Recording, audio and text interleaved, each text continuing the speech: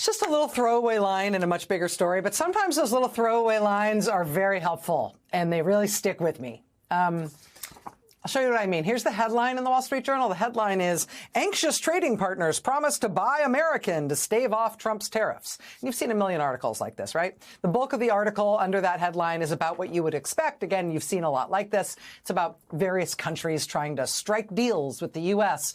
so they can get themselves some relief, some favored treatment from Trump amid his gigantic, catastrophic world tariff experiment. So the countries are trying to get themselves some kind of relief. And among those discussed in this article is the nation of Vietnam. According to the Wall Street Journal, Vietnam has been trying to fend off harsh treatment under Trump's tariffs by, number one, buying American jets. Number two, allowing the Starlink internet service that's owned by Donald Trump's top campaign donor, Elon Musk, to operate inside their country. Weird that they decided that was a good idea. And number three, here's the kicker. Vietnam has also, quote, decided to accelerate the approvals for a $1.5 billion Trump resort in Vietnam.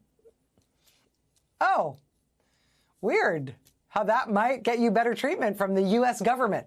I mean, I'm sure Vietnam has lots of good reasons to make sure a Trump Organization resort project is moving forward. Lots and lots and lots of them.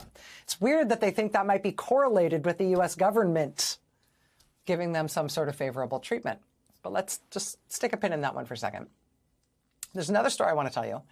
And I will tell you, even though I'm going to use the word cryptocurrency in telling you this story, don't worry, you don't have to understand anything about cryptocurrency in order to get this story. But here it is. A couple of years ago, the Justice Department accused an online cryptocurrency company that's called Binance of being basically a supermarket for crime. DOJ accused Binance of being a giant money laundering hub for terrorists and cyber criminals and customers in sanctioned countries like Iran and Russia. Binance pled guilty. They paid over $4 billion. That was the largest fine ever in the history of crypto. Its founder spent 4 months in prison. Ever since, Binance has been overseen by U.S. government-appointed monitors who ensure that Binance is no longer a supermarket for crime. It is now following the law and making sure Binance is only operating overseas and not operating in the United States at all. Now, Binance, naturally, they would very much like to get out from under that oversight, and they would very much like to operate in the United States again. But to do that, they need to get these pesky government monitors off their back. They need the U.S. government to decide they are out of the doghouse.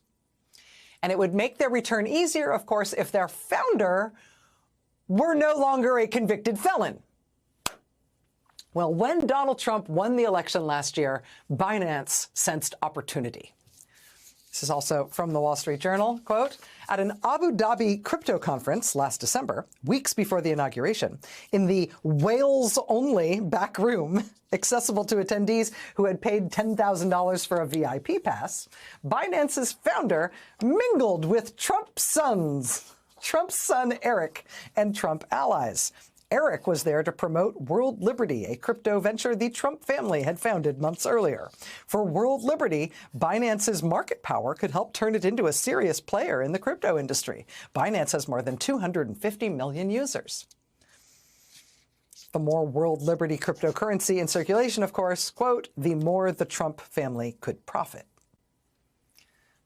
Again, ignore the word, like, cryptocurrency. This could be anything. I mean, say the Trump family had launched a new company that makes doohickeys. Well, Binance, if they partnered with the Trump family in this enterprise, they could get Trump doohickeys in front of hundreds of millions of potential customers, which would, of course, mean lots of profit for the Trump family. That is what Binance is offering to the Trump family. What does Binance want? Well, their convicted felon founder, quote, has been pushing for a Trump administration pardon, has been pushing for the Trump administration to grant him a pardon. And the Wall Street Journal reports, quote, executives from Binance met with Treasury Department officials last month and discussed loosening U.S. government oversight on the company. Quote, Binance executives are optimistic the Trump administration will acquiesce. Oh, yeah. Oh, they are they? Maybe that's because as president, Donald Trump has already pardoned a whole slew of crypto felons, and his Justice Department has just disbanded its crypto policing unit. And also because Trump's SEC halted an investigation of another crypto executive after that executive dumped $75 million into the Trump family crypto company. So if the Wall Street Journal's reporting on this bears out, this is not even like... This isn't even like textbook corruption, because you would not need to get to the level of school that uses textbooks in order to get to this level of understanding of corruption. This is like a coloring book of corruption. This is like corruption that you could understand if you'd never been to any school ever, anywhere. In any other time in American history, this scandal, 1/10 of this scandal, would be the end of a presidency. But this is just like day that ends in Y. This is our life now.